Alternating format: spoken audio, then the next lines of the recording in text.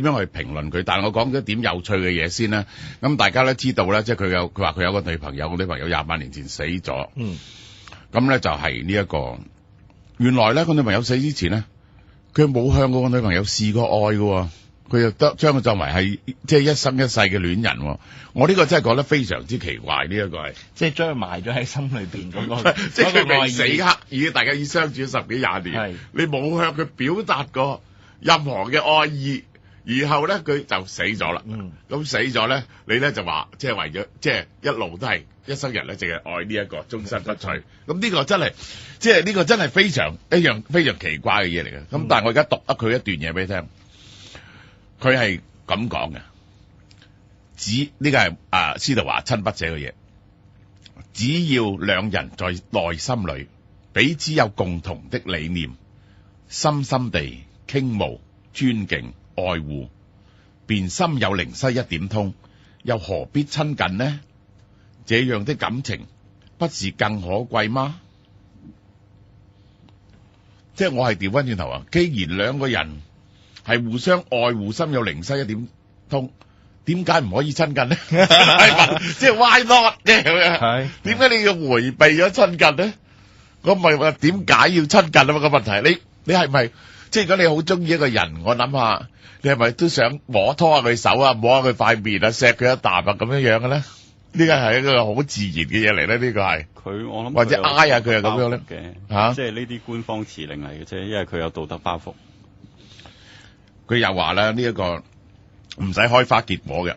假如你心中有愛的人，或者人家心中愛你，雖然天人相隔，都會感到是一種幸福。即係佢心中咧永有一種幸福，就因為即係個女朋友雖然死咗，但係即係佢曾經愛過佢，佢又愛過佢，即係咁樣樣。但係佢冇試過愛，點知人哋愛佢咧？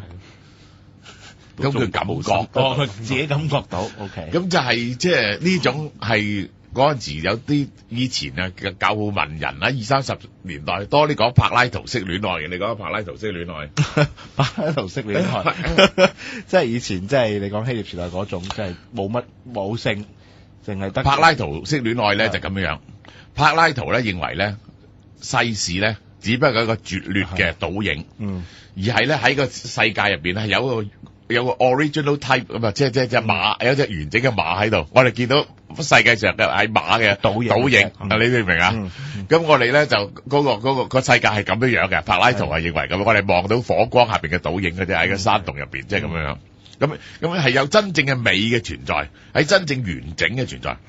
佢話柏拉圖式戀愛咧就話，當你愛一個人之後咧，你係睇到佢嘅美麗啊，而係你透過佢嘅美麗咧，係認識咗神嘅呢個完美嘅可貴個精神咧，就去咗嗰方面嗰度，就唔會係我中意呢個人，係你透過呢個人嘅善同埋美睇出嘅 portrait 嘅善美，於是咧就超越咗，即係咁樣。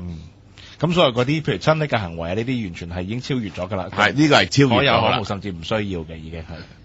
咁就係即係我覺得，即係而家啲人即係嘅觀念就好難接受呢樣嘢咧。即係你即係事實上，即係結果希臘呢啲人咧，就係好多即係結果其實希臘人咧好多都搞同性戀㗎喎，係。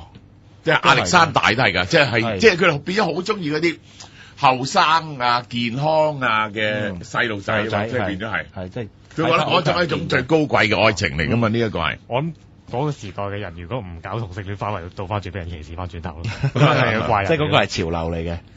係啊，咁就係即係呢一個即係中國以前都係啦，即係搞啲書童啦。咁呢個因為就手嘅啫，呢啲。咁但係會唔會即係從人性呢個角度啦，即係唔用嗰個柏拉圖嗰個咁高深嗰個説法啦？其實係咪就係佢即係譬如希臘嗰陣時候，就係因為透過譬如搞同性戀咧，你嗰個慾念已經係即係點解決咗係。咁所以咧就可以講好多好好高深啊、好層次嘅。唔係我其實即係譬如話我如果講傾偈，大家講心靈交際，我咧多數同男人傾好過同女人傾好多。即係女人咧，我通常都發現咧好難了解，